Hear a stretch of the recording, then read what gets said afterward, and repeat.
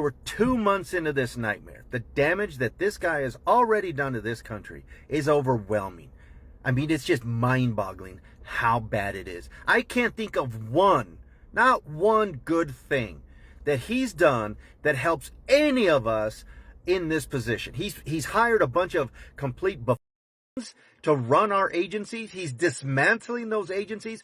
All of those agencies were put in place to protect you, the American people. Those are not to serve the government. They're about you. And yes, we need them. Without them, corporations, foreign countries, everybody takes advantage of you, and we just get run the hell over. All of that stuff was put in there for our benefit. And if you want to make things more efficient, make things more efficient. You don't do that by slashing them in half, leaving people without Social Security, slashing veterans benefits. What the hell is wrong with that guy? It's a complete and utter fucking disaster up there, and it's only getting worse. You guys think it's bad now. This economy is in free fall. Businesses have stopped hiring. They're laying people off. The stock market is crashing. The dollar is under threat. You imagine how bad it would get if the US dollar lost its dominance as the primary currency for trade. Real bad. Hello there, beautiful people. Welcome back to Trending Pulse Worldwide. I'm Amy, and if you're new here, you're welcome, and go ahead and hit that subscribe button because we dive deep into what everyone's talking about all across the globe. Now listen, lately something's been weighing heavy on the minds and wallets of a lot of Americans.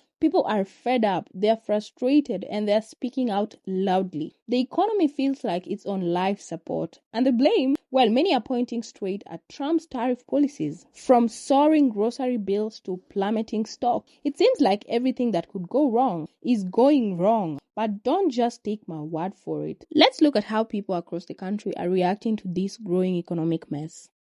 It's time to speak up. Our economy collapsing and crumbling around us is not an unintended consequence of bad economic policies.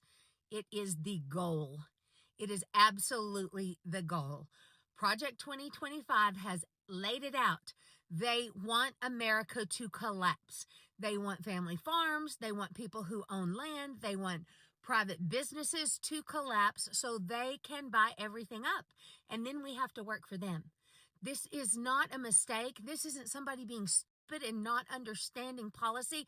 This is a calculated plan to bring us to our economic knees so that the ultra-rich can swoop in, buy everything out from under us, and then make us work for them. It's the new kind of slavery, and it has been the plan, and they are pulling it off flawlessly because we, as a people, refuse to acknowledge what is going on in front of us.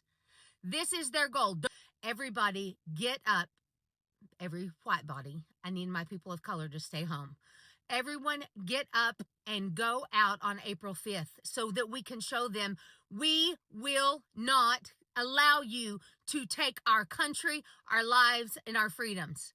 My people of color, I need you guys to stay home because this administration is looking for a chance to unalive as many of you as they can, and you know it and we know it. The white people have to take the lead on this. You have to trust the president's instincts on the economy, says Mike Johnson, a man who should be known the worldwide for exemplifying the evolutionary marvel that it is to be able to stand without a spine. Hard pass on the whole trust Trump's instincts thing. This all, of course, comes on Trump's Liberation Day, where he announced a litany of tariffs that make the ones that led up to the Great Depression look like small potatoes. A tariff between 10 and 34% on just about everything we import means the only thing you're getting liberated from is your own goddamn money.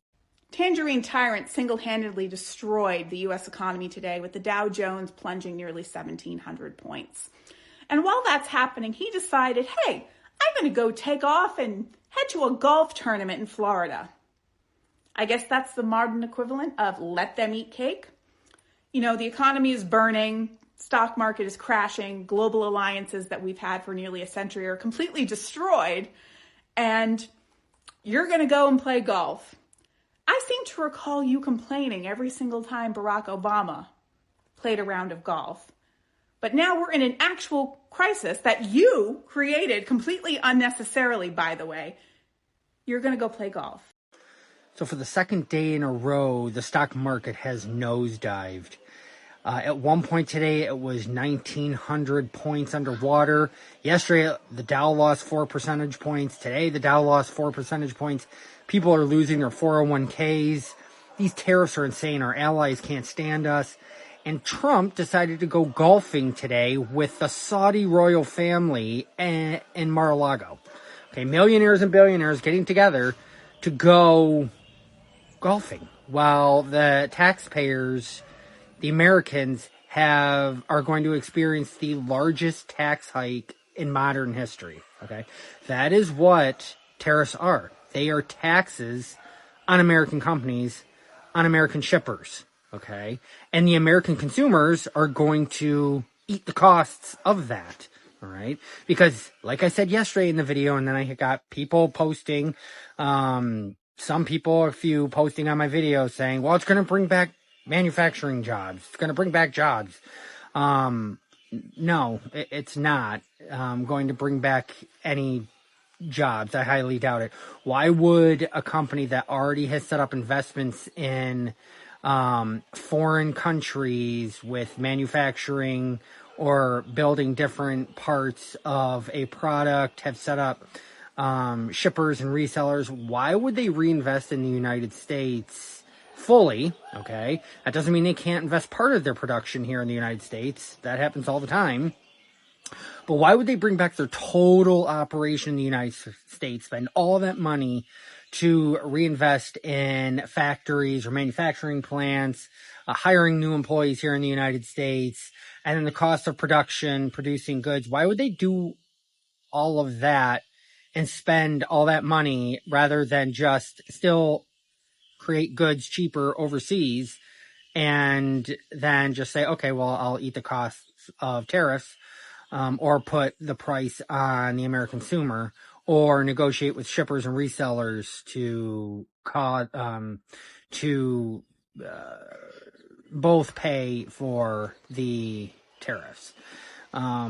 It's going to take years, if not decades, if these tariffs are supposed to come to fruition, for jobs to come back, some manufacturing jobs to come back to the United States. But again, Trump is only in office technically 3 years unless he tries to do something crazy, but the 22nd Amendment will not allow him to run a third time, even though he thinks he can.